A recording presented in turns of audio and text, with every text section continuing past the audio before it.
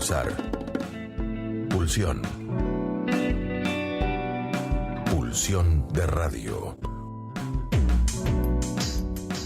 Un programa donde la cultura late y el inconsciente nunca falta a la cita.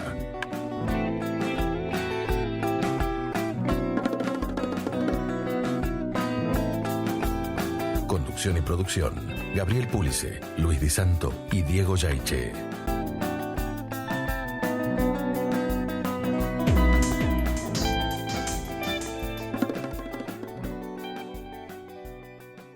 Bueno, muy buenas noches, señoras y señores.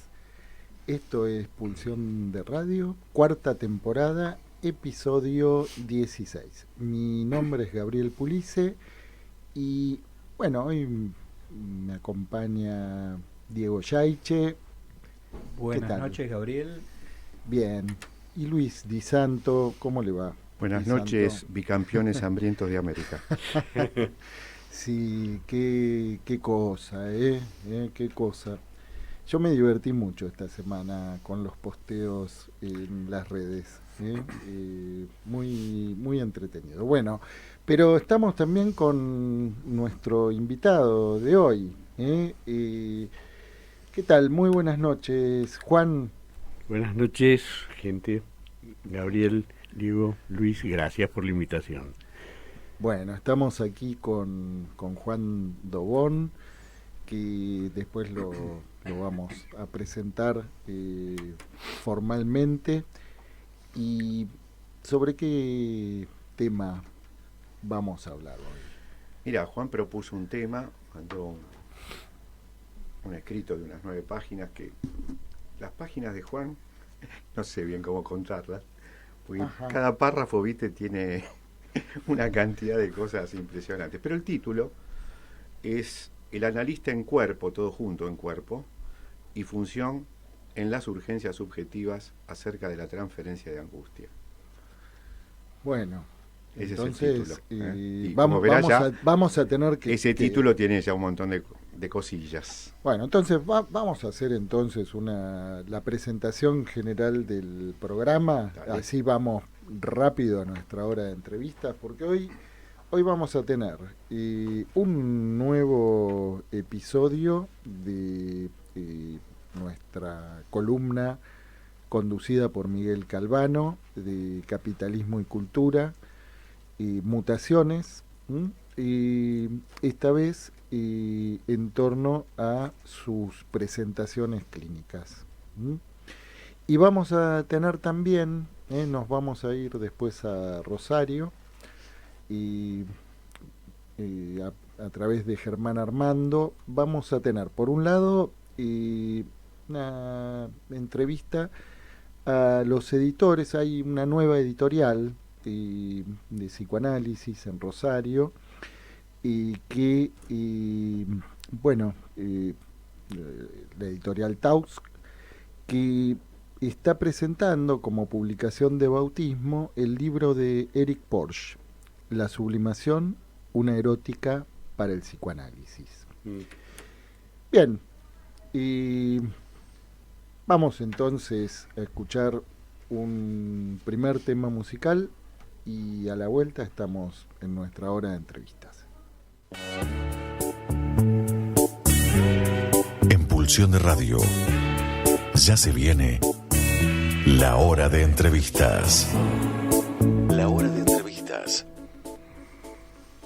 Bueno, ahora sí, estamos en el aire. ¿Quién es nuestro invitado, Luis?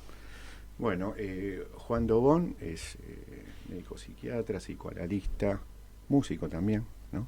Quizás músico antes que todas estas cosas, ¿no? Puede ser. Ha publicado varios trabajos de temas relacionados con el psicoanálisis, la clínica, el tema del lazo social, ¿no? Lo jurídico. Él, hasta hace poquito, ha sido jefe del servicio de salud mental o de psicopatología del querido Hospital Piñero, ¿sí?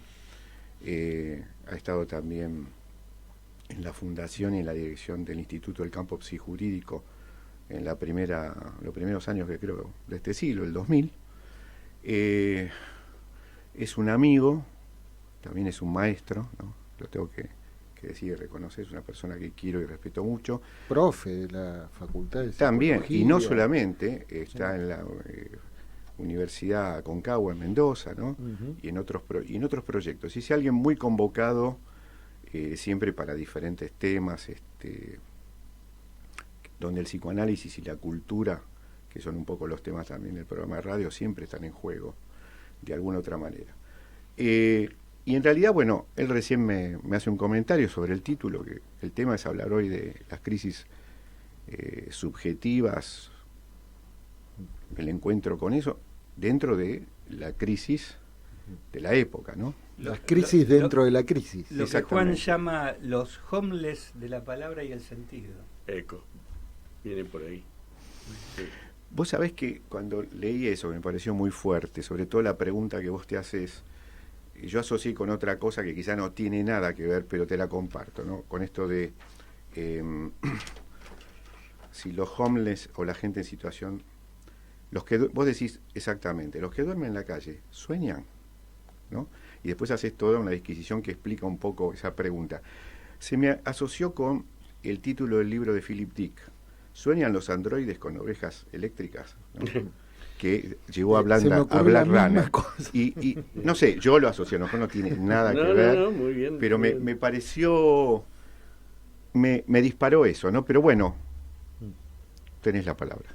No, el título del trabajo que leías es un escrito que presenté en unas jornadas de emergencia subjetiva en la Facultad de Psicología, junto a Tomás San Miguel, Juan Mitre, por la invitación de Inés Otelo, que me invitaron a hablar de emergencias subjetivas y pensé que, o urgencias subjetivas, que era bueno atravesarlo por cuestiones de la época. Y ya ahí tenemos un primer problema, ¿qué entendemos por época? Porque época, si vamos a la definición clásica, época es aquí el periodo de tiempo atravesado por acontecimientos. Después está la crónica, no el diario, sino la crónica de todos los días, y la historia. Entonces, tanto la historia como la crónica se rigen por cronos, por una cronología temporal. En cambio, la época se rige por acontecimientos. Y ahí viene todo un debate político que según qué lado de la Tierra estemos, vamos a situar o el año 2000 como inicio de esta época, o el 10 de diciembre del año pasado, o el 10 de diciembre del 83, o el 24 de marzo del 76, o etcétera, etcétera. Depende de qué acontecimiento fechemos, datemos, estamos aludiendo a qué tipo de época hablamos. Yo me voy a limitar a algo más chiquito, que es la época, como el tiempo que nos toca vivir. Y en el tiempo que nos toca vivir me preocupan emergencias o urgencias colectivas y subjetivas. Por eso la pregunta un poco provocativa de si la gente que duerme en la calle o está en situación de calle como emergencia o resultado de una emergencia social, sueñan, en el sentido en que si pueden salir del estado de alerta ante el mundo real. Y bueno, todos hemos atravesado distintas situaciones de alertas subjetivas, pero hay grados extremos. Y me parece que esta época, para el debate sobre las emergencias colectivas, creo que es más propicio o bien la política, el discurso político, no la política, el discurso político o el discurso social. Pero nosotros como analistas tenemos que tener alguna idea de respuesta a emergencias subjetivas,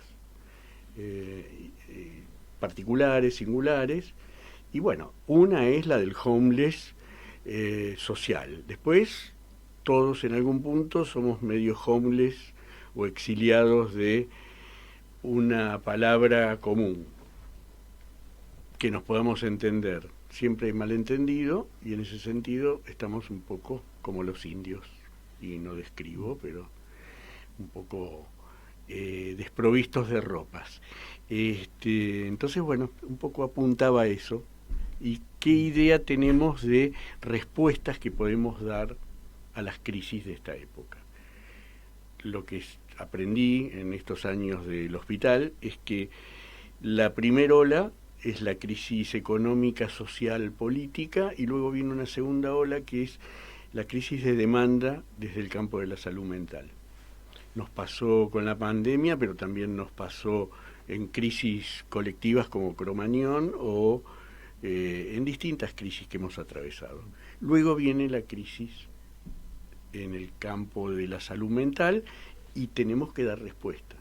Entonces, un poco esa era la inquietud. Sí, que Juan, bueno, vos recién nos decías hasta hace una semana, ¿no? Sí. Estabas en la dirección del servicio, ¿se sigue llamando servicio de psicopatología o...? ¿Sí? No, justamente un dato de época es que podríamos situar la época de la salud mental en 2014, que es cuando se reglamenta la ley del 2013. 1914 estaría bueno, sí. Estaríamos pre-Primera Guerra. Seríamos pioneros en muchas cosas, ¿no? Sí. Sí. Lacan no tenía 14 años, pero no, 2014, reglamentación de la salud mental, y muchos hospitales, muchos servicios comienzan a tener transformaciones internas. Por suerte me tocó estar a cargo y trabajar durante más de 40 años en un servicio que fue pionero en lo que se llama puertas abiertas. Un servicio contemporáneo fundado en 1937. Es anterior. El servicio de psicopatología del Piñero fue fundado en el 37, previo a otros servicios que realmente han hecho marca en la historia, que es, por ejemplo, el de Lanús Goldenberg, y que fue un hospital de puertas abiertas. Pero es contemporánea el desarrollo tanto del Lanús como lo que aconteció en algunos hospitales de la ciudad de Buenos Aires. Juan, Pirovano, Piñero. Esta descripción que haces, ¿no? de este servicio de puertas abiertas, sí. Me da pie para hacerte una pregunta, ¿no? Porque vos lo que situás respecto a estas respuestas, ¿no? que planteabas, ¿no? en tu intervención anterior, que podían armar red o generar un laberinto, ¿no? Exacto. Bueno, te agradezco la pregunta, porque la clave está aquí, es decir, no es un problema de eslogans o frases. Somos un servicio de puertas abiertas. La desmanicomialización que propone la ley de salud mental en realidad es un proceso de desinstitucionalización que no condice con el cierre ni de hospitales. O sea, no es un problema arquitectónico, que el manicomio es un problema arquitectónico. Sin embargo, la arquitectura del manicomio fue pensada como el panóptico, una arquitectura al servicio de un discurso. Pero de lo que estamos hablando es que la desmanicomialización implica la supresión de prácticas manicomiales, prácticas laberínticas, prácticas de encerrona. Si yo tengo el mejor servicio de puertas abiertas, con un equipo de gente con ideas progresistas y acorde a la ley y a derecho, pero sin embargo alguien le prohíbe o no le da un permiso de salida a un paciente porque no se bañó, estamos incurriendo en una práctica manicomial.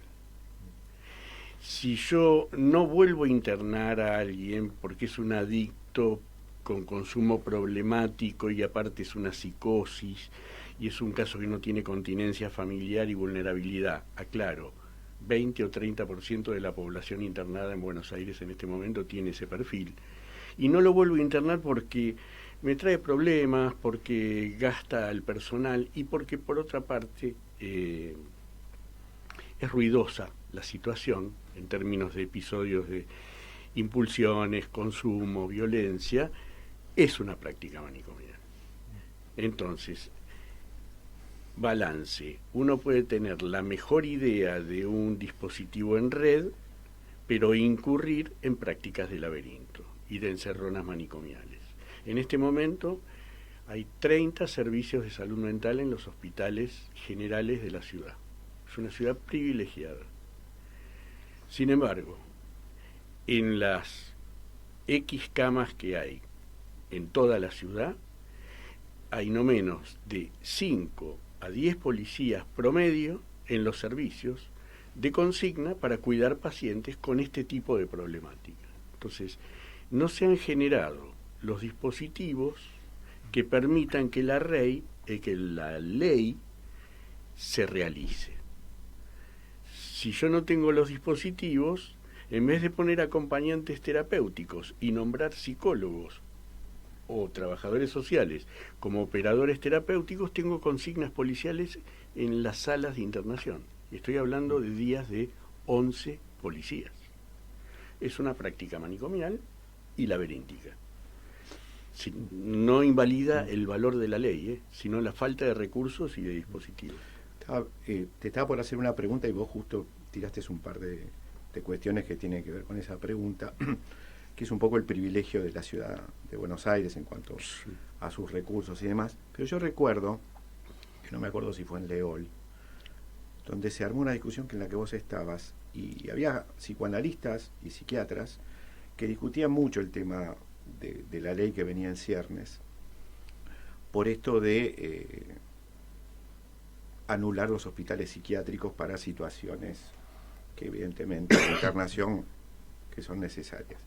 Y vos ahí tuviste una intervención, no sé si la recordás, donde vos pusiste en contexto un poco que la ley no solamente iba a ser aplicada en la Ciudad Autónoma de Buenos Aires, sino que implicaba el país, y que las realidades y las prácticas en otras partes de nuestro país estaban a bastante distancia de las que se podían dar acá por formación, por infraestructura, etcétera, etcétera, ¿no? Vos que has sido hasta hace poco jefe de servicio, seguramente. Una semana. Por eso, has tenido interlocución con gente no solamente de la Ciudad Autónoma, sino del país. ¿Qué de esa realidad que aquí tiene todavía estas cuestiones que vos nombrás, en el país ha cambiado o no? En el momento, en esa charla de Leol, ¿La recordás, no? Sí, la recuerdo. Y hubo otra a la semana siguiente con Zaffaroni, a los 15 días con Zaffaroni, y ninguno de los dos pertenecemos a la escuela de orientación lacaniana, pero sí hay una especie de orientación compartida en las lecturas, Lacan, Freud, etc. Pero en esa charla lo que se planteaba era una visión, a mi gusto, porteñocéntrica y hospitalocéntrica. Cuando uno va a provincias de otras regiones, por ejemplo, alguna provincia norte, yo venía en ese momento de una provincia norteña donde se suelen firmar pactos cada tanto. Bueno, en esa provincia norteña el estatus del hospital psiquiátrico era manicomial, pero manicomial en el sentido clásico.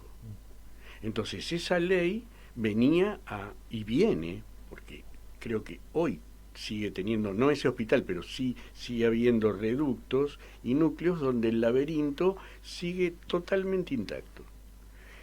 El problema y la crítica al Estado Nacional, que yo creo que todavía existe, es que la ley, si la vaciás de dispositivos y de recursos, le vaciás el espíritu. Entonces, ahí estamos en una tensión. Sí, porque ahí que un servicio sea de puertas abiertas, y bueno, si la puerta está abierta, pero del otro lado de la puerta no hay dónde pisar, ¿no? Entonces, del otro lado de la puerta está el vacío, ¿no? Totalmente.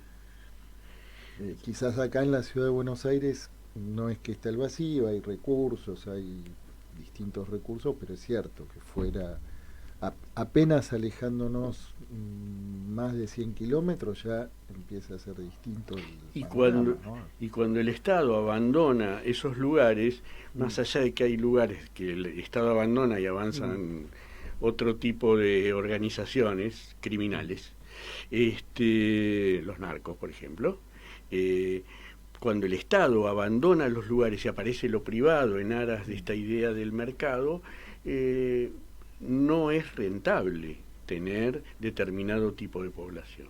Entonces, bueno, se producen procesos de segregación y exclusión. Ahora, saliendo un poco de la política así más macro, estamos asistiendo a una oleada de lo que podríamos llamar las locuras 2.0, es decir, efecto del mercado, de las exclusiones y las segregaciones del mercado, de patologías del consumo, de violencia, etcétera. Todo eso requiere justamente de brindar recursos para poder ser asistidos, porque aunque estemos en una de las ciudades más ricas del país, no se da abasto para responder a esa demanda, ¿no?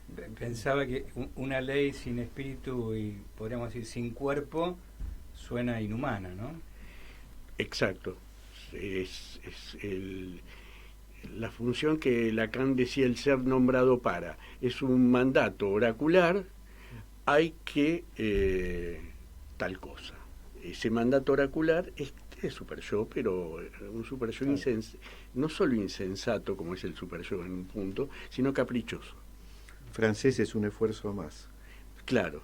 Como decía el Marqués. Sí, el Marqués Mbappé. Figura recuperada, la de Mbappé. Por favor, hace el campo popular. Sí, ya hemos hecho un homenaje el programa anterior. Y bueno, si les parece bien, sí, vos querías hacer una pregunta antes de ir a la pausa. Exactamente. Hay una serie que vos escribís en este texto que nos compartiste,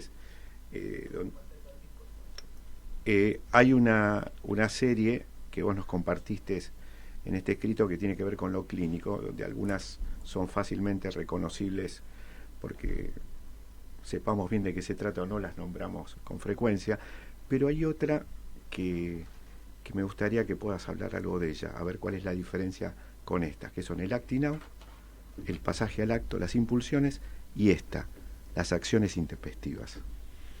¿Qué son? ¿Y cuál es la diferencia con las otras? Bien, no lo respondas ahora, porque vamos a escuchar ahora un temita de King Crimson. Antes escuchábamos ¿qué escuchábamos antes? Sumo. Escuchábamos a Sumo, un tema oceánico de Sumo.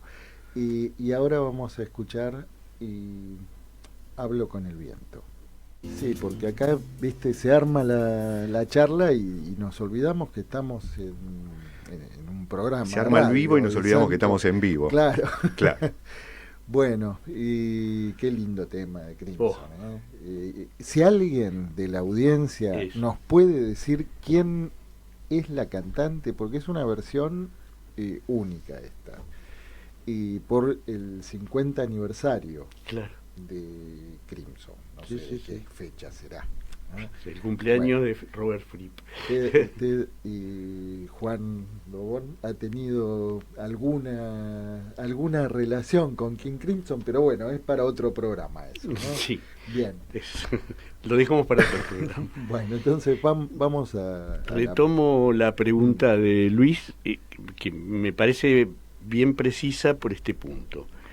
Yo enumero en ese artículo las situaciones de estereotipadas o si cabe recortadas de presentaciones disruptivas. Acting out y pasaje al acto pertenecen a un corpus que es justamente el corpus del discurso psicoanalítico, puntualmente todos los autores, desde Freud a hoy, han recabado o recabado, recalado es la palabra, recalado en la dicotomía acting-out pasaje al acto de distintos modos. Pero a los fines de esta reunión a mí me parece que es clave pensar que pertenece estrictamente a aquello que acontece en el marco de lo que podemos llamar transferencia, adentro de un análisis y fuera de un análisis. Puede haber un acting en un juzgado, puede haber ante un juez, si se le supone algún saber, puede haber un acting en una escuela, ante un docente, etcétera, etcétera. Si se le supone o si se le desupone un saber.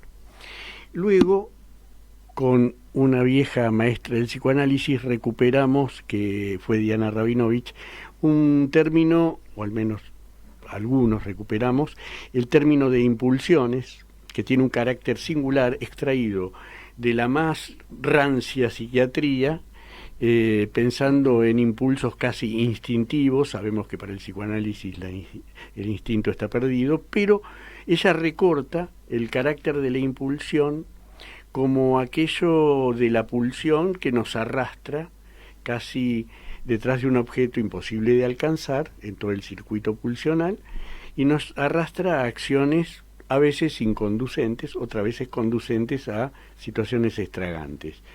Luego, en ese libro sobre las impulsiones, lo va llevando paulatinamente hacia el discurso analítico, acting out, pasaje al acto. Estoy hablando del libro de Diana Rabinovich del año 80 y pico, sí, sobre las impulsiones, un clásico, que nos abrió la lectura clínica de las acciones disruptivas. Sí. Y por último yo agrego acciones intempestivas que a priori acontecen en cualquier guardia, en cualquier situación de emergencia y aún en cualquier sesión donde alguien se pare y dice, listo, no tengo nada más para decir, y se va. Que a priori son intempestivas porque están fuera de tiempo, fuera del timing, pero no pueden ser categorizadas en ese momento como acting, pasaje al acto, impulsión. Pero sin embargo eso no les impide existir. Entonces me parece que es bueno que un analista, que tiene que poner el cuerpo también, porque este es un poco el eje de ese escrito, por eso se llama en cuerpo, porque el analista en presencia y en cuerpo es llamado a un tipo de intervención ante estas acciones intempestivas, impulsiones, acting out, pasaje al acto, y esto gasta el cuerpo, pide cuerpo, gasta cuerpo, y llama la atención al analista en relación a qué orden de transferencia se está jugando. Ese era un poco por qué de las 4 caracterizaciones. Hacemos una pausa para la sesión fotográfica de hoy. No, se pueden hacer en movimiento, no se las voy sacando. Y no, me acordé, me hiciste acordar de ese libro, ¿no? El libro de Diana sobre las impulsiones, que fue un momento también, momento bisagra, me parece, por lo menos para mí, por lo que yo recuerdo, donde veníamos de todo una pregnancia de lo simbólico, ¿no? Y de pronto el libro de Diana, no sé si hubo otras publicaciones contemporáneas también, pero fue como un cambio de vida, ¿no? Totalmente. Ella arranca con dos, que hasta lo que recuerdo, con 2 caracterizaciones que son raras para la época. ¿Cómo pensar las urgencias subjetivas? No decía este término urgencia subjetiva, pero cómo pensar lo disruptivo en las caracteropatías, dice Diana, sacando algo del discurso más psiquiátrico forense, las caracteropatías y las impulsiones. Y lo lleva a la lógica del acting out, pasaje al acto, y a los que la hemos leído y trabajado desde ahí, te reordena en un pasaje, que yo creo que es un pasaje que no está muy claro en el campo nuestro, que es el pasaje de las transferencias de angustia, que son estas presentaciones, a la transferencia en el sentido analítico. Sí. Vos ahí situás, ¿no? Como se llaman los 2 vectores, La incertidumbre y el desasosiego. Sí. A ver, podemos situar un Bien. poco cómo juega esto, ¿no? El desasosiego, bueno, a priori son máscaras de la angustia, o si no cabe el término máscara, son presentaciones de la angustia. Como la ira, la queja, el aburrimiento, el embole, diríamos en porteño, el tedium vitae, son todas expresiones de la angustia. ¿Te puedo hacer una preguntita ahí? ¿De la angustia o del desamparo? El afecto es la angustia. El estado del sujeto es de vulnerabilidad subjetiva y desamparo. Son ambas cosas, estoy de acuerdo. Pero el afecto, que no engaña, pero por otro lado es el afecto motor, es la angustia. Ahora, con esto no avanzamos mucho más. Y uno va haciendo precisiones. El aburrimiento es ligar esa angustia a la repetición de lo igual. El aburrimiento. La ira es ligar esa angustia a la repetición del obstáculo. Es la pieza faltante que llega un momento que es como encontrarse otra vez con la falla y no poder hacer algo con eso, o con la impotencia. El desasosiego tiene que ver con la falta de un saber que pueda asistir. Bueno, tenemos una ilustración maravillosa de todo eso y desplegado, ¿no? en una máxima potencia en el libro de Fernando Pessoa, ¿no? El libro del desasosiego. Exacto. Todas estas cosas que nombrabas están ahí, ¿no? Sí. Entre Pessoa, en Sí. el Tratado del Desasosiego, y Roland Barthes, cuando habla de la espera, en fragmentos de un discurso amoroso, tenemos el tumulto que genera no tener un saber de dónde asirse, pero tampoco una verdad.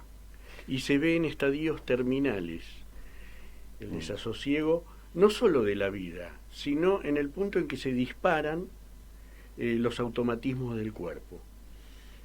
Sin ir a algo tan terrible como una enfermedad terminal, la falta de horizonte, etcétera, y saber que no hay un saber más que, bueno, ahora paliativos, una arritmia es lo más parecido a un ataque de pánico, pero con nombre, es decir, con patología cardíaca, pero el estatus que le otorga al sujeto es no tener otra verdad que la que le provoca el cuerpo.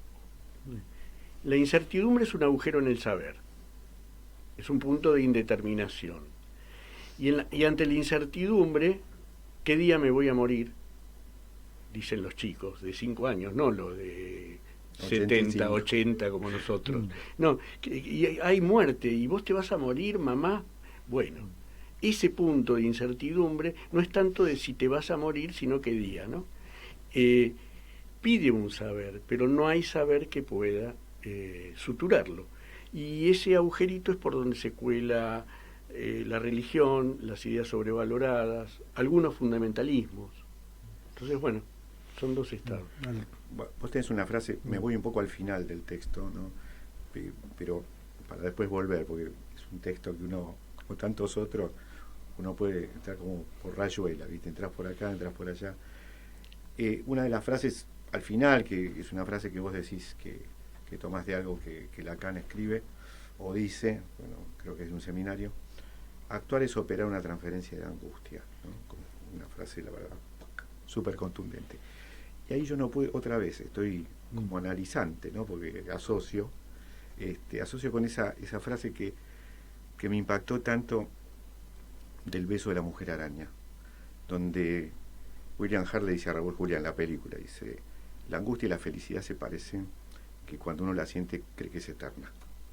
Claro. ¿No? Entonces, digo, ¿cómo hacer con esta temporalidad que se eterniza, ¿no? En el que está urgido, el que está tomado por todo lo que acabas de mencionar? ¿Cómo, qué de tu práctica, qué de tu pensamiento uno puede decir, bueno, tal cosa, ¿no? Y yo puedo, como ejemplo, puedo ¿no? Como... colar dale, a tu pregunta, porque está todo cribado, justo te iba a colar. preguntar que en ese no hace tanto tiempo atrás, ¿no? ¿De qué manera esto se viene presentando en la clínica? Claro, ¿no? así, más o menos.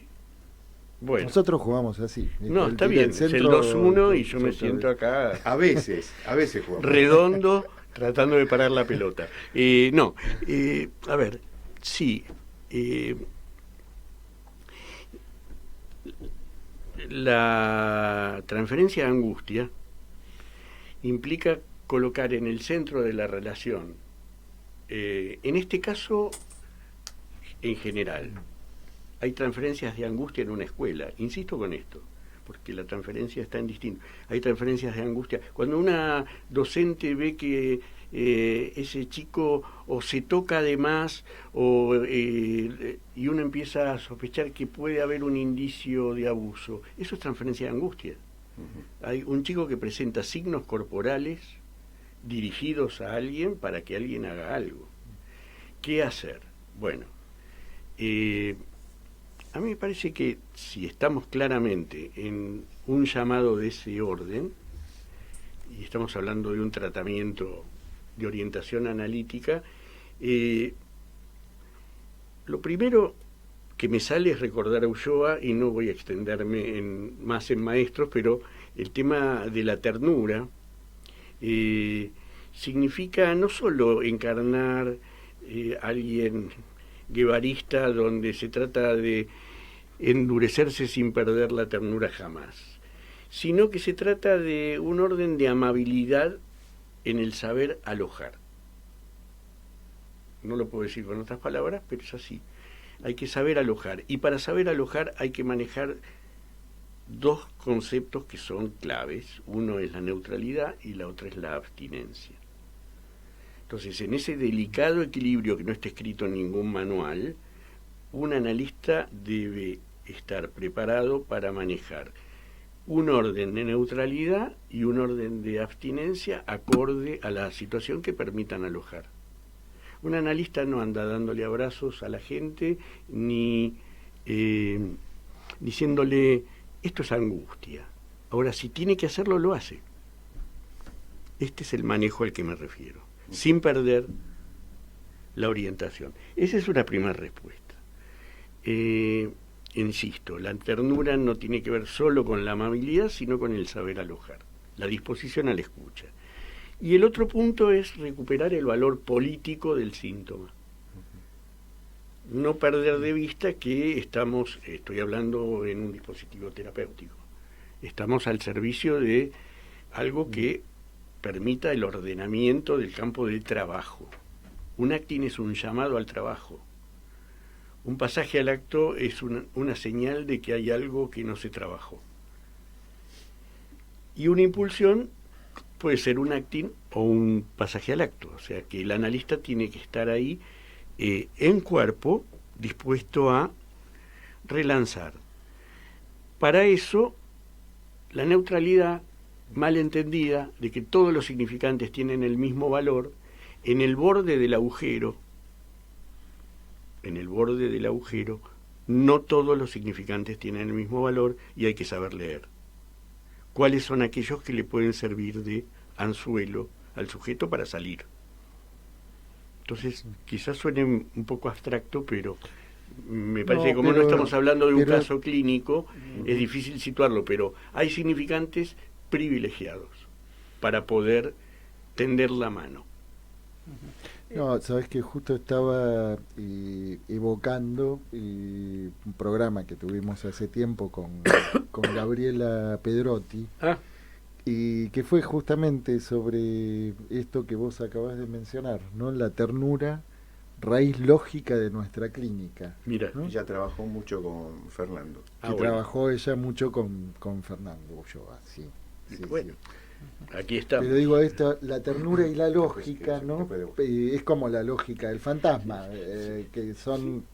Sería lógica sin perder la ternura. Claro. Y viceversa, ¿no? Yo quisiera volver a la arquitectura. Bien. ¿No?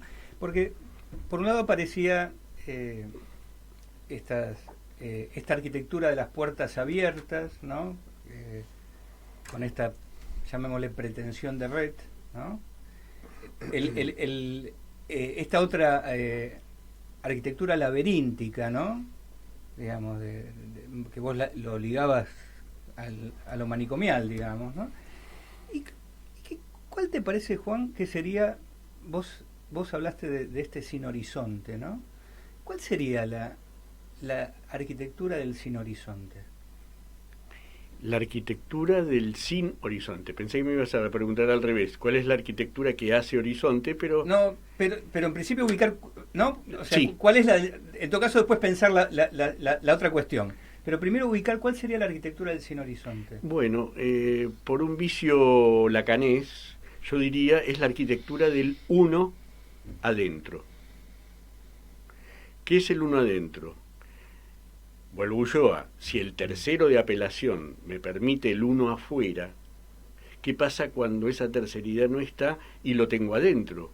Que va a ser el que va a decidir si salgo o no salgo, si me dice el diagnóstico o no, si me trata, no me trata, etcétera. La arquitectura espacial es como si rompiera la extimidad. El uno adentro solo tiene una función si es a su vez el uno afuera. Si yo tengo uno adentro que me va a servir como instancia de apelación verdadera para el deseo, para la salida, etcétera, tanto en la institución de salud mental como en un matrimonio está muy bueno tener esa alteridad, ¿no? Del uno afuera. Digo matrimonio como o sea que no es la arquitectura de lo manicomial solo donde se juega. En una pareja, en una institución, en una escuela, si hay un uno afuera, esa es la arquitectura que me imagino, con un agujero central, pero que reenvía directamente hacia afuera. Y vos me dirás, es un poco abstracta tu arquitectura, decímelo materialmente. Bueno, si uno logra un club de pacientes adentro de una sala de internación, donde los pacientes no hacen, comillas, sin quitarle mérito al hospital de día, no hacen hospital de día, leen, tocan la guitarra, hacen un cenicero, y eso es un hospital de día, tienen espacio de familia, sí, no, pero cada uno tiene un recorrido personal y propio. Bueno, una colega hablaba de esto, Andrea Florit, ¿no? Que de paso le mandamos un saludo, y de un dispositivo para cada sujeto. Eco. ¿No? Eso es el uno afuera. Entonces, en ese momento donde el paciente lee, no va a un taller de lectura, está leyendo, o a leer el diario. Y decía Goldenberg algo que uno lo pasa rápido, ¿no? Porque bueno, ya pasaron muchos años. Goldenberg decía, le explicaba a los médicos, porque los pediatras le preguntaban, ¿y para qué hacen ceniceros? Uno, porque fuman. En esa época se fumaba mucho. Uno, porque fuman. Y dos, porque si logramos que ese esquizofrénico que usted ve ahí empiece un proceso, lo haga y lo termine, es como para usted terminar una casa. Entonces, a eso me refiero de la arquitectura espacial. La posibilidad de lugares donde ahí adentro se hace un cenicero. No es una actividad del manicomio. No, claro. Y después del cenicero, ¿qué te gustaría hacer? ¿No? Sí se puede. Sí se puede. Juan, te voy a hacer una pregunta de un tema que aparentemente, que es un tema tuyo, pero que aparentemente no tiene que ver con el encuentro de hoy. Pero quizás sí, como diría René Laván, no se puede hacer más lento. O quizás sí, ¿no? Ahí está, muy bien. Vos estás escribiendo sobre un tema que lo podríamos situar así, de brocha gorda, los silencios, ¿no? Estás escribiendo un libro sobre ese tema. Más allá de convocarte a que puedas decir algo de eso, ¿qué tiene que ver con esto que venimos hablando, los silencios? Irónicamente diría, hoy parece que no hablo sobre los silencios porque hablé bastante, pero ese agujero que está en la estructura convoca a un tipo de silencio. Hay quienes lo llamaron el silencio primordial, otros lo llaman el vacío, otros lo llaman el silencio verdadero. Ese silencio, ese agujero es estructural.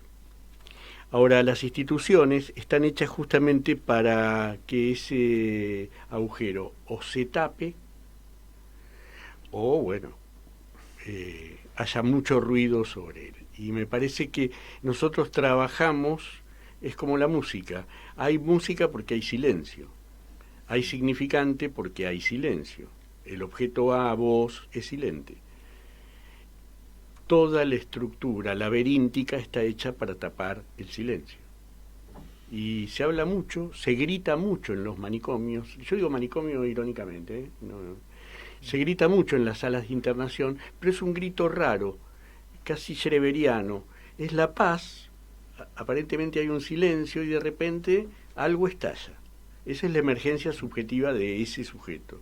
Y ese grito, ese alarido o ese grito, bueno, antes era mayor, ahora no es tan frecuente porque hay medicaciones, etcétera, pero me parece que es un silencio difícil de recuperar.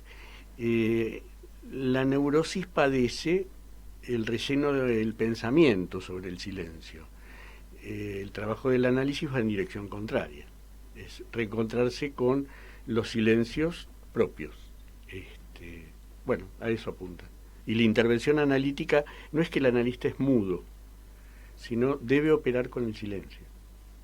Es como, bueno, había hablado de un tema,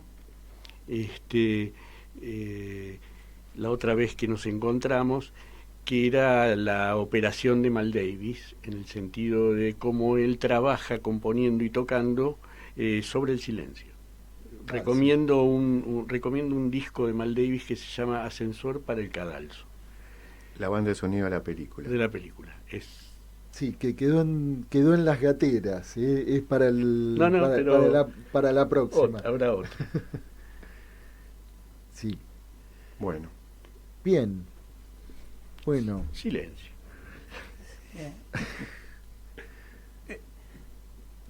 Vos decís que preferís hablar de gravidez que de gravedad. ¿Por qué? Gravidez, embarazo, excedente, algo de más, situación embarazosa, es una de las coordenadas del pasaje al acto. Entonces, el pasaje al acto psiquiátrico se valora en términos suicidarios, pero el pasaje al acto que proponemos desde el discurso analítico es de otro orden, es del orden de un pasaje a lo real. Hay pasajes al acto que no son suicidarios. Lacan mencionó algunos. A mí siempre me gusta recordar uno que él menciona, que es el pasaje al mundo real. Son las fugas al mundo real. Y cualquier adolescente ha atravesado, cualquier adolescente, no quiero decir todos, cualquier adolescente ha atravesado momentos de exceso en su casa, en su hogar, o de falta, exceso de falta, y la única salida es una fuga al mundo real. Bolsito Adidas o bolsito de la feria y salir al mundo. ¿A dónde? Me voy a la capital. De hecho hay un tema brasilero muy lindo, que se llama Boa Capital, que es los chicos que salen de la favela y bajan a la capital. Ese pasaje al mundo real es sin garantía, no hay red. Y bueno, ese salir al mundo real tiene estructura de pasaje al acto no suicidario, puede terminar mal, pero a eso me refería con gravidez. En cambio la psiquiatría evalúa, ¿se quería matar? No, no se quería matar, quería ir a Capital, pero se fue con un bolso y tiene 12 años. Bueno, entonces no es tanto en términos de gravedad, sino de desembarazarse. Sí. Y Juan, bueno, estamos arribando al momento de la pausa de la radio, ¿no? Pero bueno, y vos hablabas de esos 40 años, ¿no? De recorrido en el hospital, pero también junto con el recorrido académico, ¿no? En donde, bueno, viste seguramente y transitaste muchas transformaciones, tanto de la facultad de psicología de la Universidad de Buenos Aires, el hospital, ¿no? Ahora, ¿qué transformaciones tuvo Juan Dobón, ¿no? En esos 40 años? En 5 segundos, en 5 minutos, ¿no? No, no, te entiendo. No, la lógica del uno afuera. Yo creo que uno puede estar tanto tiempo en una institución, o bien por un deterioro cognitivo, o bien con la lógica del uno afuera. El haber estado en instituciones analíticas, Saba, Seminario Lacaniano, algunos otros grupos, el Instituto del Campo Psijurídico, me dio la posibilidad de que esas instituciones fueran el uno afuera para mí, de formación, de intercambio con analistas, pares, etcétera. Otro tanto la universidad. Yo fui docente en UBA muchos años, 30 años, y ahora en otras universidades, pero ese intercambio con los pares, los colegas, que la mayoría en esas cátedras éramos, además, médicos o psicólogos, pero analistas, era el uno afuera que uno después, en el adentro del hospital, volcaba en la práctica. El análisis personal, yo le debo al análisis algo más que el haber conocido mis mañas, sino tratar de saber hacer con eso. O mis taras. Yo creo que alguna tara tenemos para dedicarnos a esto, y que va. Sin embargo, hemos aprendido a hacer algo con esto. Y ese es el cambio de estos años. Pero gracias a esa arquitectura del uno afuera. Donde, bueno, si hubiera sido la encerrona de 40 años de hospital, abogo por la teoría del deterioro cognitivo. En cambio, cuando los hospitales se transforman en escuelas de formación o lugares de formación, de intercambio, es un lugar vital. Sí, en esa articulación, ¿no? Porque vos decías, una cosa es quedar encerrado en la universidad o quedar encerrado en una institución analítica del campo del psicoanálisis, o quedar encerrado en el hospital. Otra cosa es, bueno, tener la posibilidad de que vayan en conversación, ¿no? Es que ese uno afuera es recíproco. En la institución analítica, cuando vienen al hospital, descubren muchos alumnos y muchos jóvenes analistas, ahí la realidad. Bueno, se nos... muchas gracias por venir, Juan. Esperamos que lo hayas pasado lindo. Genial. Te manda saludos Miguel Calvano, que ahora, a la vuelta de la pausa de la radio, bueno, nos vamos a encontrar con él. Muchas gracias, Juan. Un abrazo a los tres. Gracias. En Pulsión de Radio ya se viene El Rincón de los Libreros, la columna que en tu biblioteca no puede faltar. Bueno, y ahora vamos a tener participación de Germán Armando, y en conversación con uno de los responsables de la creación de una nueva editorial Tausk, y una editorial rosarina, que, como les decíamos, va a tener como publicación de bautismo un librazo, un libro de Eric Porsche, y La sublimación, una erótica para el psicoanálisis, pero además vamos a tener un bonus track, y que es la presentación del último número de la revista Conjetural. Bueno, vamos a Rosario. Muy buenas noches, queridos amigos de Pulsión de Radio.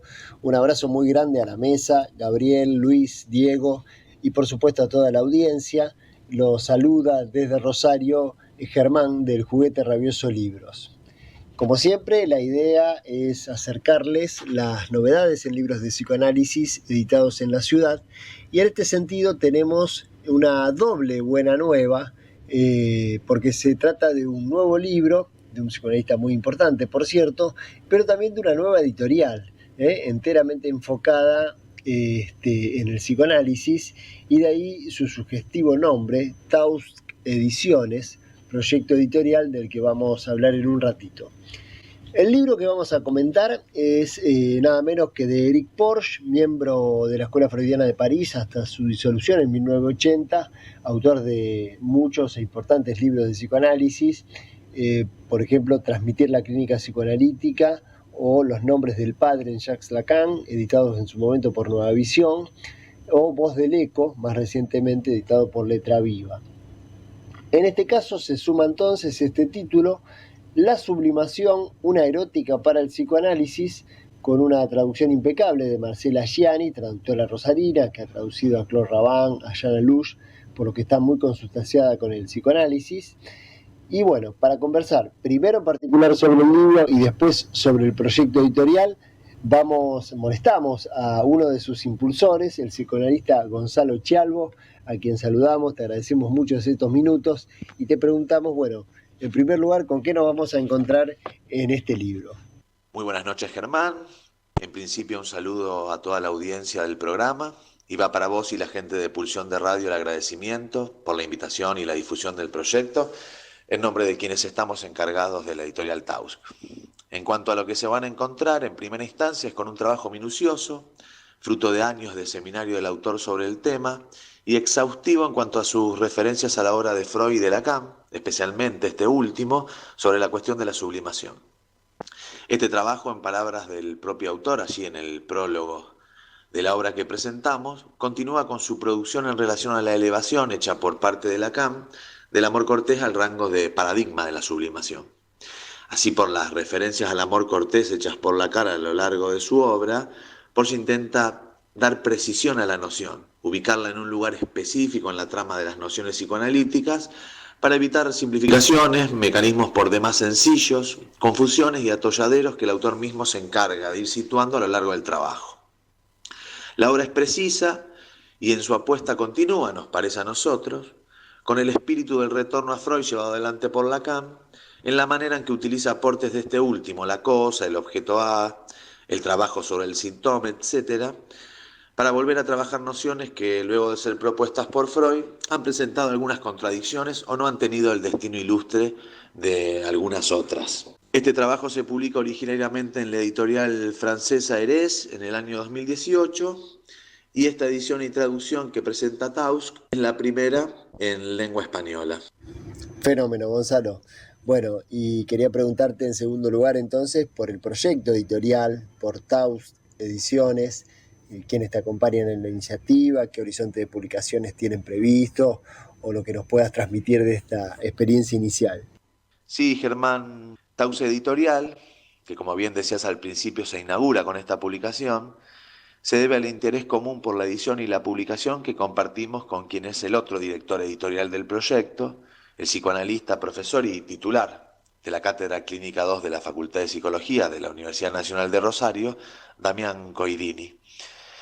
Esta pertenencia a la universidad y en particular a la Cátedra Clínica 2 da también su impronta a los intereses editoriales. Las ideas que están en producción y las ideas que tenemos para un futuro tienen a la formación y la transmisión obviamente como horizonte. Tanto el autor que en este caso nos convoca, Eric Porges, como otros títulos en los que estamos trabajando, se deben a autores que a nosotros nos han dejado una marca específica y creemos también que al psicoanálisis en nuestra lengua, tanto en la formación, porque han participado en los programas con los que nos hemos formado en la universidad. Además de autores como Raban y Mustafa Safwan, que actualmente tenemos en carpeta de trabajo en la editorial, pensamos a su vez apostar en un futuro próximo por la edición de trabajos psicoanalíticos locales y en otra línea también con trabajos ensayísticos, siempre pensando y partiendo de nuestro campo, que es el psicoanálisis. El trabajo que presentamos hoy, en particular, y la editorial toda, en su momento, Cuenta con colaboraciones que también se cuentan dentro del campo del psicoanálisis y también del círculo editorial de la ciudad de Rosario. La traducción, como decías en un principio, es de Marcela Gianni. La revisión cuidada y exhaustiva de las referencias estuvo a cargo del psicoanalista Ignacio Cáceres, también miembro de la Cátedra Clínica 2 de la Facultad de Psicología de la UNR. Contamos con un asesoramiento editorial de Andrés Palavecino, psicoanalista de la ciudad y uno de los responsables editoriales de Otro Cauce. También nos asesoró y colaboró enormemente Marilina Vinic, responsable de la editorial GEC de Buenos Aires. Han pasado algo así como 2 años tal vez desde las primeras ideas editoriales y hoy estamos contentos con poder sumar la traducción de un trabajo de un autor tan importante para el psicoanálisis actual como es Eric Porges. Bárbaro, Gonzalo. De nuevo, muchísimas gracias por la amabilidad de atendernos y ponernos al corriente de tan auspiciosas noticias. Desearle una larga vida a Taus Ediciones y por supuesto vamos a estar acompañando cada uno de los libros que propongan. Repasamos el título de este primer libro, La sublimación, una erótica para el psicoanálisis, del psicoanalista francés Eric Porges, ya disponible en librerías de la ciudad de Buenos Aires, Rosario, Santa Fe, Córdoba. Lo distribuye Colibrí Viajera. Para cerrar el contacto de hoy, decirles que también ya se consigue en librerías de todo el país el nuevo número de la revista Conjetural, el 78, bajo el título de La vergüenza, lenguas políticas, e incluye también un dossier sobre sexualidad femenina. Es para destacar que incluye un texto inédito en castellano del gran historiador italiano Carlo Ginzburg, que se titula El vínculo de la vergüenza, del que quisiera rescatar una sola frasecita para que aprecien el tono. Dice: hace mucho tiempo me di cuenta de repente de que el país al que se pertenece no es, como dice la retórica habitual, el que se ama, sino del que uno se avergüenza. Bueno, en derredor de este texto de Ginzburg, que la coyuntura política actualiza con connotaciones muy vívidas, van a orbitar, además de la nota editorial, los artículos de Luis Guzmán, Eduardo Gruner, Eduardo Carvajal y Jorge Palan. Y se completa el número con un dossier sobre sexualidad femenina en el que escriben Juan Bautista Ritmo, Sara Glassman y Jorge Hinkis. Bueno, ahora sí, entonces, esto es todo desde Rosario. Volver a saludarlos a la mesa y a la audiencia. Un gran abrazo y que terminen un muy buen programa. En Pulsión de Radio, la agenda cultural late. Bueno, muy buenas noches, Miguel. ¿Cómo estás? Hola. Buenas noches, amigos. ¿Cómo están? Buenas noches, Miguel. Bueno, aquí te recibimos escuchando un tema de Bee Gees, un tema muy Beatles de Bee Gees, lo mejor para los amigos, a un par de días de celebrar el Día de los Amigos, y nada más lindo que en las vísperas también compartirla con amigos. Por supuesto. Bueno, ¿qué nos trae por aquí? ¿Qué nos trae por aquí? El mes pasado había hecho algunos comentarios sobre la saga de Terminator y las mutaciones en juego en esas películas, ¿no? Hace unos días encontré unas declaraciones de James Cameron, el director de la saga, ¿no? Director de las películas, que me llamaron mucho la atención. Cameron se refiere a la inteligencia artificial y él dice, ¿no? En principio, comienza diciendo en esas declaraciones: en 1984 lo advertí y nadie me hizo caso. Se refiere justamente a la inteligencia artificial, que esa era la idea de Terminator. Él sigue viendo como posible en un futuro la construcción de un Terminator, pero lo que más le preocupa es dice él, ¿no? La no me sale. La militarización. La militarización. No me gusta nada eso. la militarización de la inteligencia. Él dice que es el mayor peligro de la humanidad. Por eso postula él la necesidad de una regulación internacional para la inteligencia.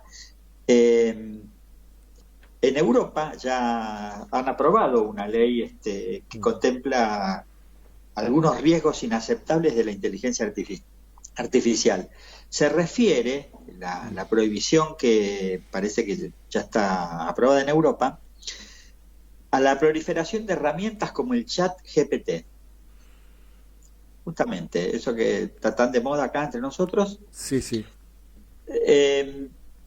Él piensa que, y los europeos piensan, o muchos europeos, piensan que ese es un gran peligro, el desarrollo del chat GPT. ¿Qué peligros, Miguel? Ahí vamos. Un humano podría en un futuro, que parece cada vez más cercano, fabricar armas nucleares con la tecnología provista por la inteligencia artificial. De mínima, lo que plantean es que la inteligencia podría eventualmente activar algún sistema de ojivas ya existentes.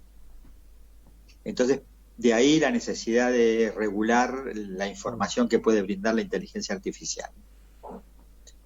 Bueno, esto para, digamos, completar un poco más lo que habíamos visto hace un mes. Hoy, quiero empezar, porque seguramente va a llevar bastante tiempo, a partir de un comentario que vos, Gabriel, hiciste hace un mes, ¿no? La pregunta, ¿no? ¿Qué mutaciones se produjeron en la mayoría de los argentinos contemporáneos que los llevó a elegir el gobierno que eligieron? Sí. Esa pequeña pregunta. Una pregunta. Por supuesto que no voy a caer en la tentación ni en el error de contestarlo con dos frases. Aunque una las tuviera. Me parece que mucho no nos van a servir. Entonces, algunas ideas que el freudo-lacanismo tiene, me parece que pueden ser útiles para, por lo menos para ir situando, bosquejando un panorama. La primera cuestión es distinguir subjetividad de subjetivación, me parece. Nosotros, los psicoanalistas, pensamos al sujeto humano como un sujeto donde se anudan el cuerpo y las pulsiones a la palabra. Ese anudamiento lo es a otra serie de cuestiones, al nombre propio, al peso de las identificaciones familiares, a los fantasmas, a los modos de soportar la insatisfacción del deseo. Lo pensamos al sujeto humano como un sujeto que articula su existencia hablante, sexual, mortal, y los embrollos que todo ello provoca en la estructura del sujeto humano. Embrollos que hacen a ese sujeto fallido por naturaleza. Del otro lado, me parece que la idea imperante es la de los zombies. La idea de los débiles mentales, la proliferación de los débiles mentales. Pero la debilidad que causa el neoliberalismo, la debilidad de lo que ya está hecho, listo y preparado para llevárselo. ¿Para qué perder el tiempo pensando? Ya está hecho. El sistema piensa por uno y por todos. Sí, bueno, ahí el chat GPT, ¿no? Por ejemplo, una de las cuestiones que se están planteando es de qué manera hay que reformular las evaluaciones, ¿no? Las evaluaciones académicas, porque el chat responde todo, no hace falta estudiar. Claro, exactamente. Después no sabe si lo copió y lo respondió el chat o se le ocurrió a alguien. claro, a la que lo escribe.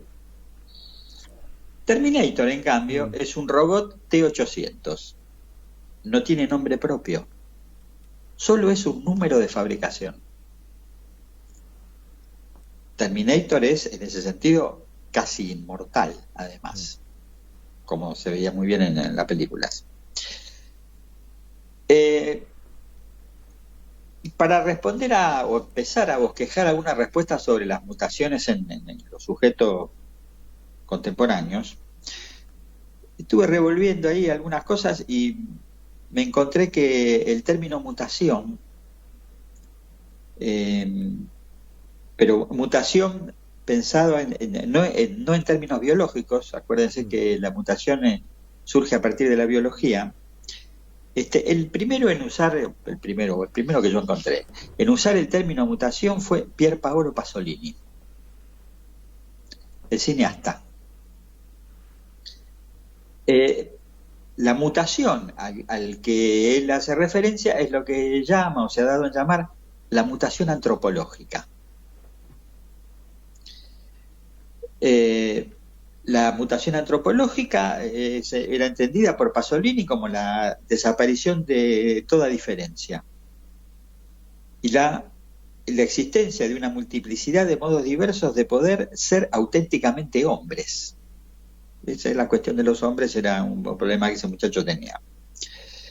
Y que esa desaparición de las diferencias fue el resultado de un proceso económico y político de enormes proporciones. Él advertía una mutación en la sociedad italiana de los años 70, inducida por lo que él llamaba el desbocado efecto que producía lo que llamaba la cultura del consumo.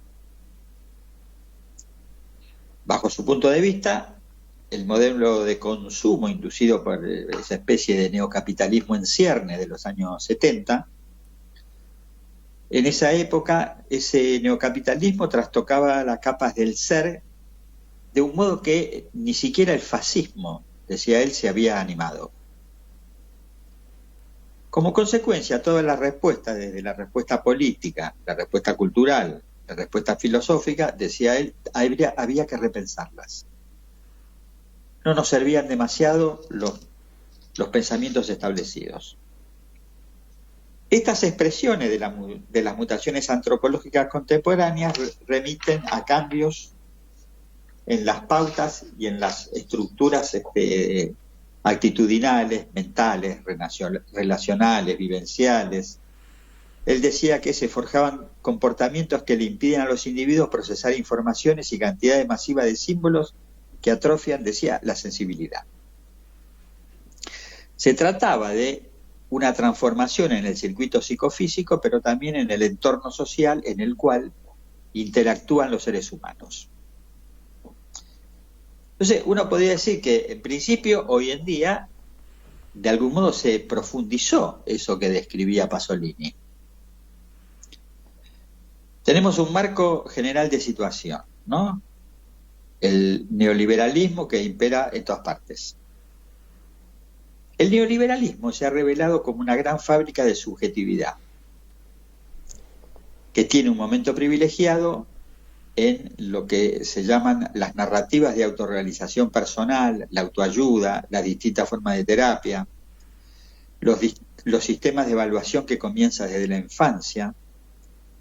Ya desde muy temprano algún niño o muchos niños pueden quedar segregados bajo las condiciones del diagnóstico que se hagan en esa infancia. Podríamos poner de ejemplo la cuasi pandemia de los diagnósticos de autismo, bajo el formato TEA. Yo recuerdo, ¿no?, una de las amenazas culturales que se cernían sobre los chicos y los jóvenes de los años 80, con severos trastornos mentales, era algo temible, absolutamente temible, que era el certificado de discapacidad, que se lo llamaba incapacidad. Ese certificado condenaba a alguien a un cierto ostracismo cultural y social. Miguel, yo me acuerdo, creo que fue en uno de los primeros programas que estuvo Elsa Coriat, ¿no? Sí. Que nos contaba que en los años 80 ella, bueno, había pensado en organizar una jornada sobre autismo, ¿no? Y en conversación con un colega, el colega le decía, no, pero si hacemos una jornada sobre autismo no va a venir nadie, ¿no? Porque era algo que no era un tema en ese tiempo convocante, ¿no? Había algún caso, ¿no? Pero no era algo que... Sí. Yo me acuerdo perfectamente de eso porque me pasaba a mí. Me pasaba a mí en el hospital.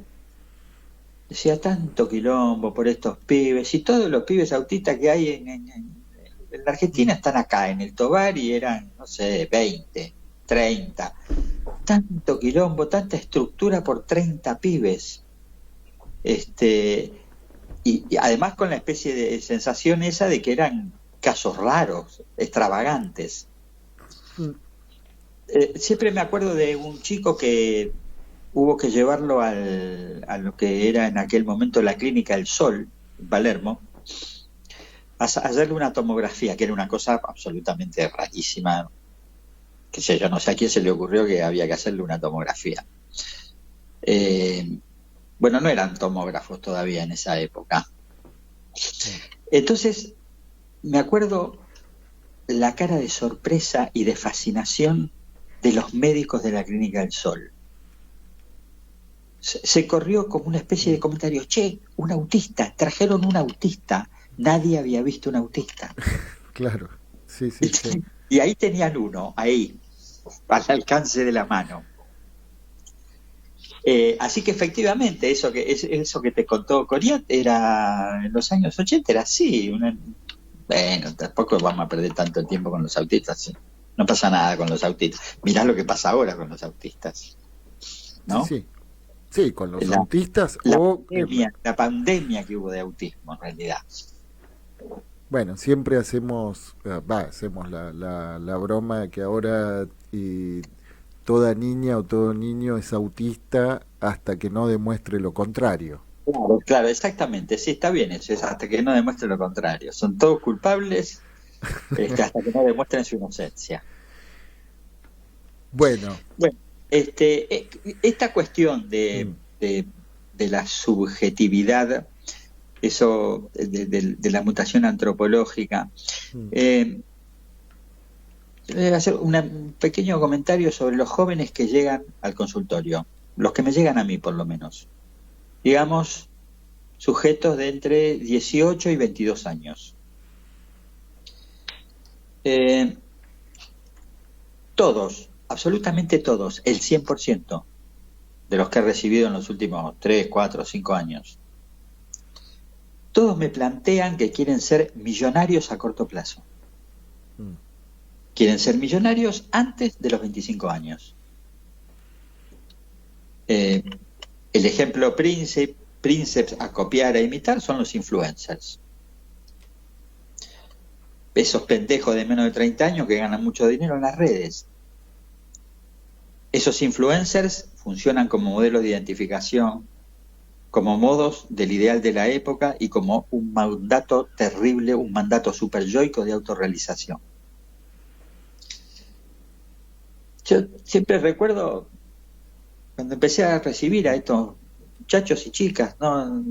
Es indistinto el sexo ahí, el género. Con todos es más o menos igual. Es algo que se presenta sin discriminación de géneros. Sin ninguna discriminación. Lo último que recibí hace 15 días, una chica de 18 años.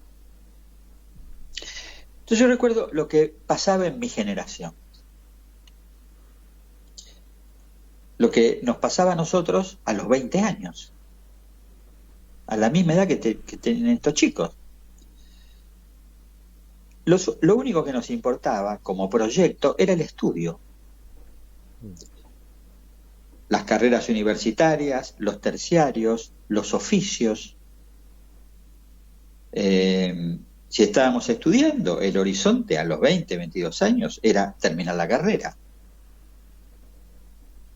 Después de eso, empezar a trabajar en la profesión, o en el oficio, o en aquello que en lo que uno estaba estudiando. Millonarios, la palabra millonario no formaba parte del vocabulario. Había etapas que cumplir. Empezar a estudiar, recibirse, buscar trabajo.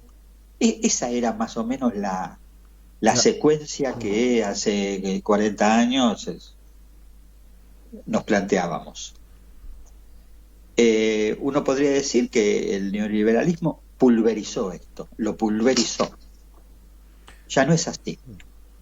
Ya esas etapas no hay que cumplirlas. Bueno, una de las cuestiones que no se puede soslayar es el modo en que se proletarizaron las profesiones, ¿no? Claro. Me refiero al hecho de que,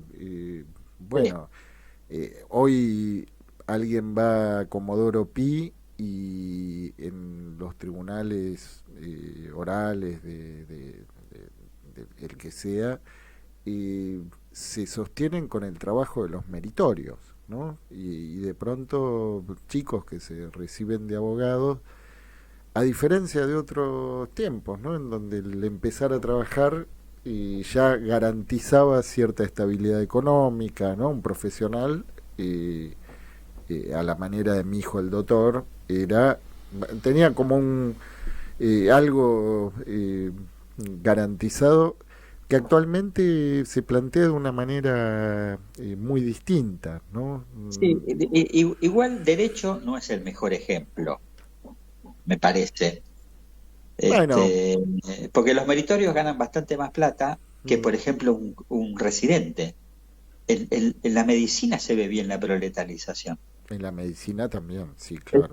Es muy impresionante eso. No, ojo, los meritorios no ganan nada, ¿eh? Bueno, está bien, pero en cuanto entran además, es interesante cómo es el modo de ingreso, ¿no? Sí. Es por estricto y riguroso acomodo. Sí, sí, sí. Por estricto y riguroso, sí, pertenecer a una buena familia, ¿no? De algún modo. Un abogado recomienda a alguien a otro abogado. Funciona todo de ese modo. No funciona, no hay examen, no hay prueba, no hay capacitación, no hay nada que valga ahí. Ahora, vos decías, en el campo de la medicina, esta proletarización es mucho más visible. Y en el campo de la psicología, bueno, eso es un espanto. Sí, una buena parte de eso se canaliza, por ejemplo, en los primeros años con el acompañamiento terapéutico, ¿no? Sí, o con la concurrencia. O con las concurrencias gratuitas. Gratis. Sí, sí. Me acuerdo de una colega en el hospital que una vez contó que con el marido era médico y se habían ido a Estados Unidos porque él había conseguido un trabajo en un hospital, no sé por dónde, y entonces ella no tenía nada que hacer. Entonces fue al hospital a ofrecer su servicio de psicóloga. Y entonces, claro, ella fue con el planteo de Buenos Aires, el planteo de, bueno, trabajo gratis, no hay problema, pero quiero trabajar. Entonces ella contaba que no le decían nada, no le contestaban, que pasó un tiempo y no le contestaron. Y después sí. Todo ese tiempo lo habían utilizado en averiguar si ella efectivamente tenía el título habilitante, porque para ellos era inconcebible que alguien quisiera trabajar gratis, que un profesional trabajara gratis. Entonces la idea era que no era profesional, ¿no? Que tenía un certificado trucho. Claro, sí, sí, sí. Bueno, pero vos estabas haciendo este paralelo, ¿no? En relación a este horizonte TikTok, ¿no? De algún modo. Claro, el horizonte lo podemos llamar el horizonte TikTok o narrativa privilegiada de autorrealización personal. ¿Qué es eso? Una mutación. Son mutaciones en el modo de concebir un ejercicio profesional, o ni siquiera profesional, un ejercicio laboral. Eso, por supuesto, determina modos de habitar los lazos sociales, las relaciones con los otros, con uno mismo, las relaciones con el amor, con el sexo, con el deseo. Todo eso está puesto patas para arriba hoy día en relación a cómo funcionaba hace no más de 20 años. Esas transformaciones, esa cuestión de ser millonario antes de los 22 años o antes de los 25, o lo más rápido posible, están muy ligadas a una velocidad especial o particular que tiene el neoliberalismo en la actualidad. Esa es una velocidad producida por el neoliberalismo. Al ser un espacio megaconectado de transacciones financieras que van a gran velocidad, se produce a nivel del campo de los vínculos también una permanente erosión, porque también hay que acompañar esa velocidad. Y esa velocidad es prácticamente inasumible para los sujetos. Uno podría decir que el significante millonarios justamente nombra este destiempo, nombra este desajuste en relación a la velocidad en conseguir las cosas.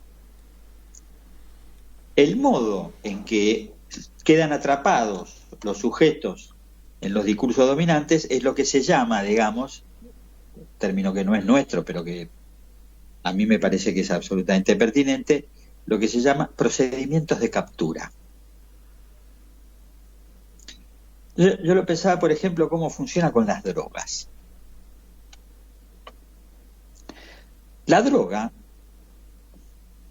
ha pasado de ser un elemento contracultural y de rechazo a la normatividad de los adultos a ser parte integrante de la sociedad de consumo, ¿no? La droga forma parte de la cultura dominante. Ya nadie se escandaliza porque los chicos y las chicas se droguen. El modo de nombrarlas tampoco es inocente. Drogas psicoactivas. Se las llama, digamos, en la jerga médico-social. En ese modo psicoactiva se articulan el cuerpo, la subjetividad y la cuestión de la actividad. No solo porque algo se pone en marcha, algo se activa con la droga, sino porque se acentúa la promoción de la velocidad en la producción de una satisfacción inmediata. Satisfacción que el uso de la droga provoca. La prohibición casi no cuenta, como en otras épocas. Entonces hay como eso que se podría llamar cambio de paradigma, y que es mejor llamarlo cambio de amo. Porque ya no es solo oponerse a los padres, a la escuela, al otro en general, sino que funciona como causa. Esos consumos los vuelve a los chicos objetos captados por un mercado de consumo. Todo lo contrario de subjetivizarlos. Esa captura se hace a través de incidir en el funcionamiento del cuerpo, en principio. El goce corporal es el primer objetivo a capturar.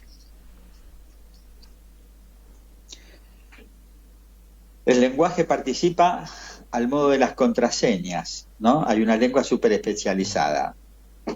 Merca, pepa, tripa, frula, ladrillo, pasti, cristal, fafafa, churro, papelito, queta, el verbo vapear y muchos otros más. Lacan, en el único momento en que dice algo de las drogas, creo que es en el seminario 22, sí, creo que es en el 22, dice una cosa solo una cosa, nunca le escuché ninguna otra, ni le leí ninguna otra. Dice que la droga rompe el matrimonio del cuerpo con el falo. Siempre me pareció como muy interesante esa manera de situarlo. O sea, la droga produce otro psiquismo, un psiquismo artificial que dura un rato. Produce eso que nos cuentan los sujetos, produce sensaciones. Efectivamente, en el consumo de la droga podemos verificar la existencia de una mutación en los sujetos.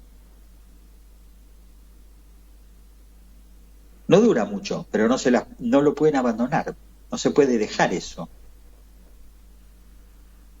Al contrario, el efecto superyoico es el aumento progresivo y sistemático del consumo. Casi como cuando nosotros empezábamos a fumar, ¿no? Fumar tabaco. Dale, es un cigarrito, 1, 2.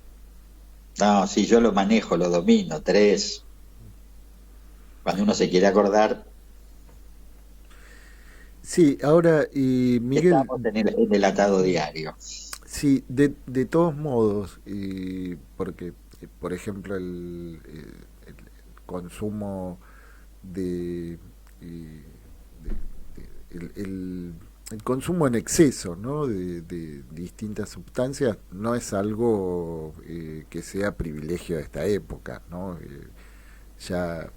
De hecho, en el campo del psicoanálisis tenemos esa joyita que es el libro de Freud, ¿no? Los escritos de Freud sobre la cocaína y ya, bueno, antes de eso, las adicciones al opio. Digo, como ¿te parece que hay algo distinto en relación a eso? Sí, me parece que hay, sí, totalmente. Me parece que hay un desarrollo y una masividad que no había. Me parece que hay una producción de ese tipo de sustancias que no había. Vos hablabas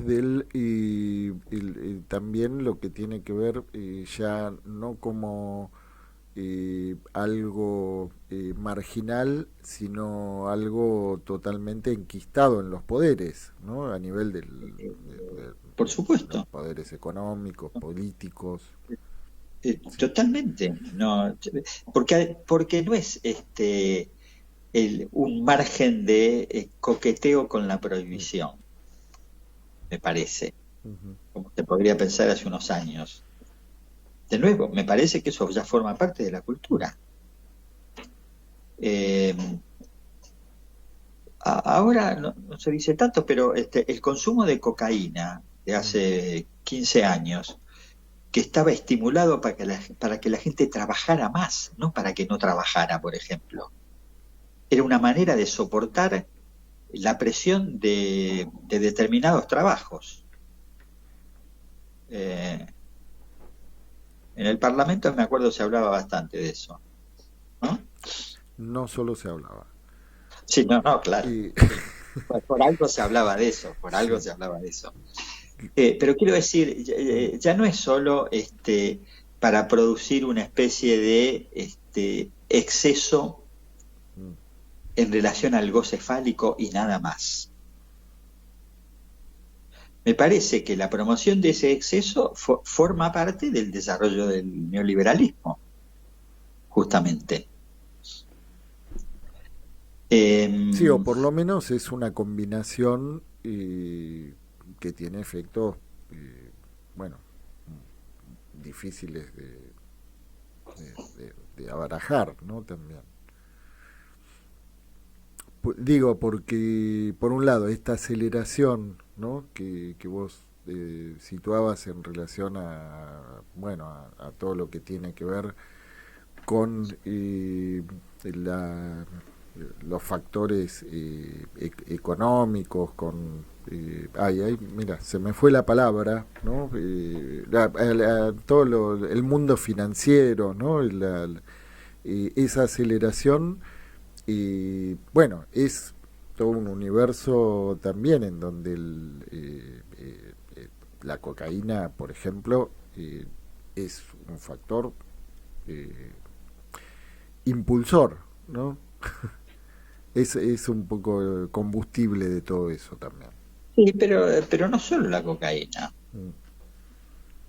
El MMD con la promoción de las sensaciones, eso siempre me llamó la atención, las sensaciones corporales, la agudización de los sentidos. El problema, me parece, no radica en el uso de sustancias, digo, no es un planteo moral, sino en las consecuencias que después vemos en los consultorios de esos consumos. El exceso en ese consumo se paga. Se paga. El sujeto entra en una mutación. Es interesante lo de la mutación. En una mutación de ayer me lo decía hoy es jueves, sí, ayer. Me lo decía una paciente en relación a un familiar de ella. Él dice, el grupo con el que se droga, dice, son todos grandes amigos, pero son grandes amigos mientras tienen papelitos. Cuando dejan de tenerlos, se desconocen unos a otros. O sea, produce una ilusión de comunidad, una ilusión de facilidad, una ilusión donde ningún sacrificio es necesario, que al irse el efecto produce exactamente el efecto contrario. La caída también en una situación psíquica que no es ni la que produce la droga ni la que tienen si no consumen. La caída, la promoción del resto es uno de los efectos que después vemos en la clínica de esos consumos.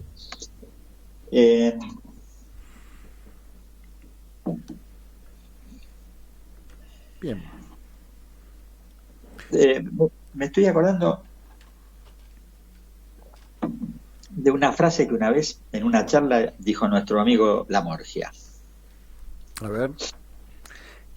Me acuerdo, una vez que lo invité al hospital y vino a dar una charla sobre adicciones justamente. Entonces él decía que había como dos modalidades, ¿no? Si la adicción era un síntoma, venía al lugar de algo que no se podía procesar, entonces era factible trabajar con la adicción. Ahora, cuando la adicción era del orden del goce, lo hago porque me gusta, nuestro campo de acción está absolutamente limitado.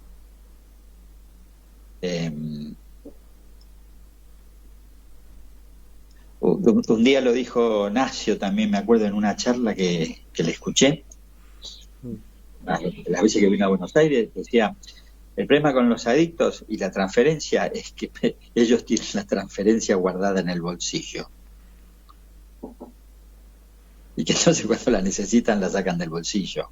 No, es muy complicado nuestro trabajo con estos productos. Sí, de todos modos, más allá de lo relativo al consumo de sustancias psicoactivas, ¿no? Pues vos estabas situando esto que te encontrás, decías, en el 100%, ¿no? Particularmente de adolescentes, ¿no? Entre 15, 20 años, ¿no? Y ¿Qué les puede ofrecer el psicoanálisis?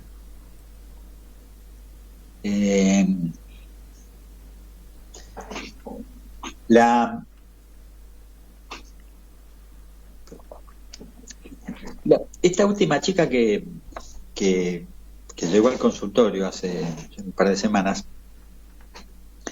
venía con dos planteos. Estaba haciendo el CBC o está haciendo el CBC para una carrera y tenía dos planteos. Uno, eso, que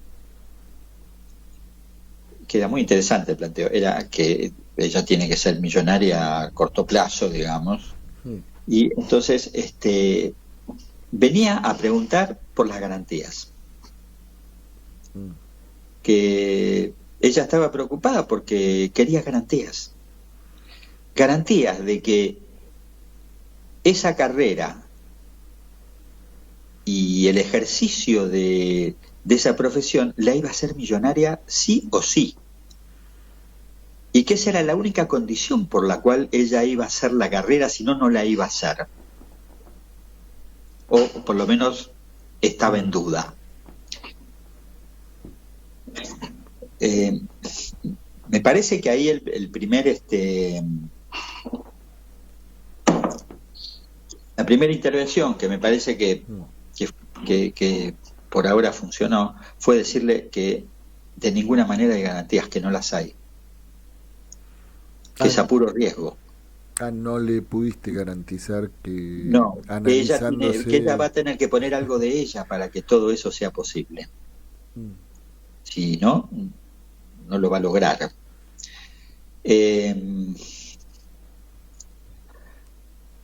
¿Qué puede ofrecer el psicoanálisis? Sí, pues esa es la... Digo, llegan, ¿no? Estas consultas, ¿no? Siguen llegando, no es que dejaron de llegar o llegan menos, ¿no? Pero parece que bueno, que es una pregunta que la podemos dejar planteada, ¿no? Estamos llegando ya al final del programa de hoy, ¿no? Pero parece que es una pregunta sobre la que los analistas tenemos que asumir cierta responsabilidad, ¿no?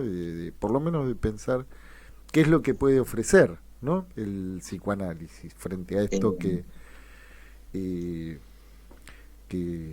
bueno, son las presentaciones, las mutantes presentaciones clínicas de la época, ¿no? Sí, claro, son presentaciones que dan cuenta de algunas mutaciones que se han producido en la producción de los sujetos. Sí, pero son mutaciones en estado de mutación, ¿no? Y mutaciones vivas, ¿no? Sí, por decirlo de alguna manera. Sí, mutaciones no definitivas, eso querés decir.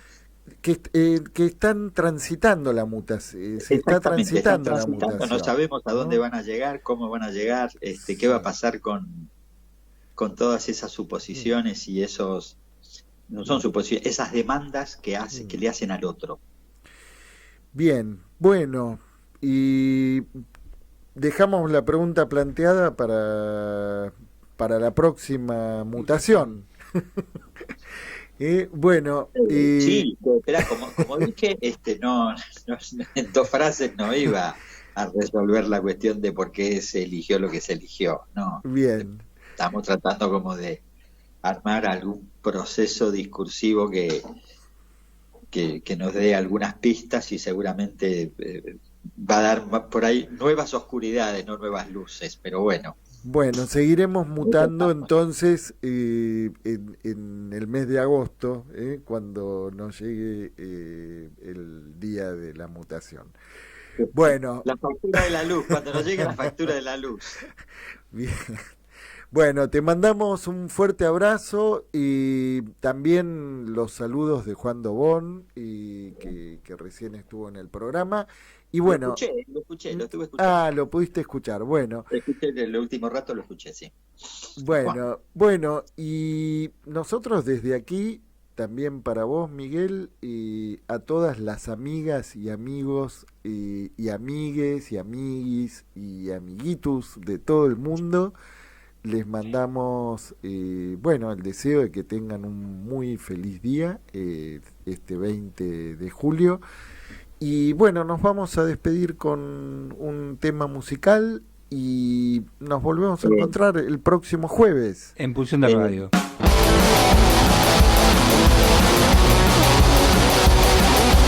Pulsión. Pulsión de Radio. Un programa donde la cultura late y el inconsciente nunca falta a la cita.